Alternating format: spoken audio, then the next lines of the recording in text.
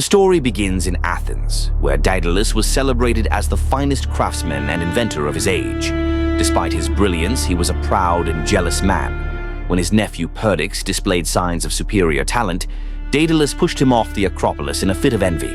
Forced to flee Athens to avoid punishment, Daedalus sought refuge on the island of Crete under the rule of King Minos. There, his skills were put to use in the creation of the Labyrinth, a twisting, inescapable maze designed to house the monstrous Minotaur. Over time, Daedalus lost the king's favor after he secretly helped the hero Theseus navigate the labyrinth to kill the Minotaur. As punishment, Minos imprisoned both Daedalus and his young son, Icarus, within a high tower. Realizing that the king controlled all escape routes by land and sea, Daedalus turned his intellect toward the sky. He gathered bird feathers and meticulously fastened them together using thread and beeswax to create 2 pairs of massive wings. Before they took flight, Daedalus pulled his son aside and issued a stern warning. Icarus must fly a middle course. If he flew too low, the ocean's moisture would weigh down the feathers. If he flew too high, the sun's heat would melt the wax.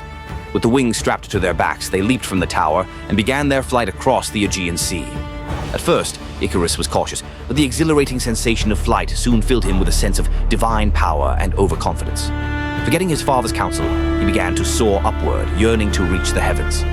As he drew closer to the sun, the intense heat softened and eventually liquefied the wax holding his wings together. The feathers scattered into the wind, and Icarus flailed his arms in vain before plummeting into the sea below. Daedalus, looking back and seeing only feathers floating on the waves, realized his son was gone.